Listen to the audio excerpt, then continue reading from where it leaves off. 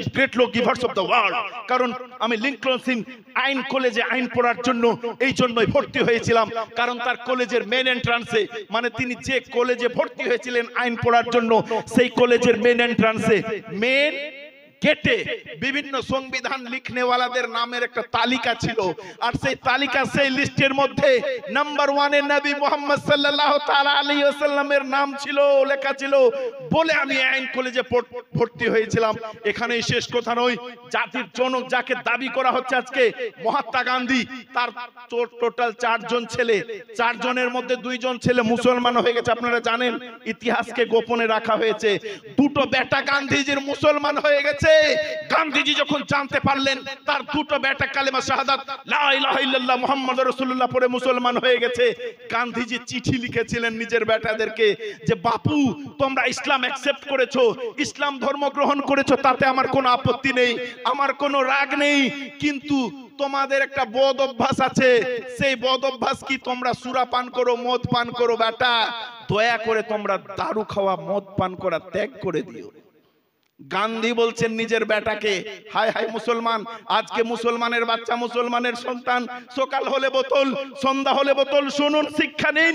গান্ধী নিজের বেটার উদ্দেশ্যে চিঠি লিখেছিলেন, বাবা, ইসলাম গ্রহণ করেছো, তাতে আমার কোনো আপত্তি নেই, কিন্তু তোমাদের একটা বদ অভ্যাস আছে, তোমরা মদ খাও, দয়া করে তোমরা মদ পান ত্যাগ করে দিও।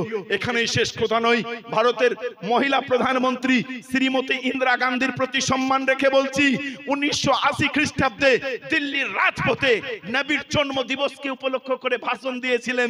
তিনি বলেছিলেন, শ্রীমতী ইন্দিরা গান্ধী কি বলছেন নবীর ব্যাপারে? তিনি বলেছেন, মুহাম্মদ সাল্লাল্লাহু তাআলা আলাইহি সাল্লামের প্রচারিত ধর্ম, সকল বিশ্বের সকল মানুষের উচিত তার ধর্মকে অনুসরণ করা, তার ধর্মকে অনুকরণ করা, সেই অনুযায়ী চলা।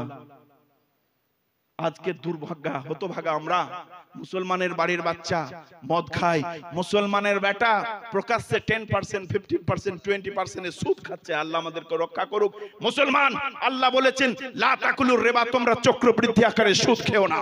মুসলমান, আল্লাহ পাক পবিত্র কোরআনুল কারীমের মধ্যে বলছেন, ইয়া আইয়ুহাল্লাযীনা আমানু ইন্নামাল খামরু ওয়াল মাইসিরু ওয়াল আনসাবু ওয়াল আজলামু রিজসুম মিন আমালিশ শাইতান। ওহে ঈমানদারগণ, তোমরা যারা ঈমান নিয়ে এসেছো, তোমাদের উপর মদকে নিষিদ্ধ করা হয়েছে, তোমাদের জন্য জুয়াকে হারাম করা হয়েছে, তোমাদের জন্য যারা হাত দেখায় ভাগ্য নির্ধারণ করে নিষিদ্ধ করা হয়েছে। যে সমস্ত মা বোনেরা ইসলামকে মানেন, কালেমা শাহাদাতে বিশ্বাস করেন, তার পাশাপাশি আমি হিন্দু ভাইদের প্রতি সম্মান রেখে বলছি, কারো ধর্মের নিন্দা করছি না, কারণ তার ধর্ম তার জন্য, আপনার ধর্ম আপনার জন্য।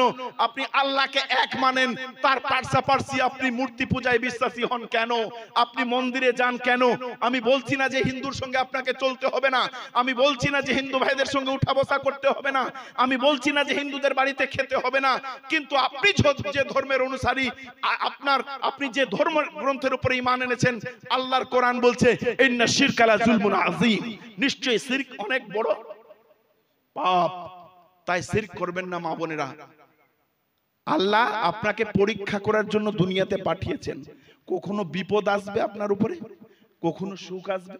আল্লাহ সূরা আল বাকারার মধ্যে বলেছেন যে আমি তোমাদেরকে বিভিন্ন ভাবে পরীক্ষা নেব, কখনো তোমাদের সম্পদকে শেষ করে দিয়ে, কখনো তোমাদের সন্তানকে কেড়ে নিয়ে, কখনো সন্তান না দিয়ে। একটুতেই মা বোনেরা চলে যায় বিভিন্ন দেবদেবীর প্রতি বিশ্বাস করে যে আমাকে দেবদেবী, আবার যখন আল্লাহ তাদেরকে সন্তান দিয়ে দেয়, আবার সেই মানত মিন্নত পূরণ করার জন্য আবার সেই দেবদেবীর কাছে যায়। দয়া করে মা বোনেরা করবেন না, কারণ এটাকে আল্লাহকে ইনসাল্ট করা হচ্ছে, আল্লাহকে অপমান করা হচ্ছে।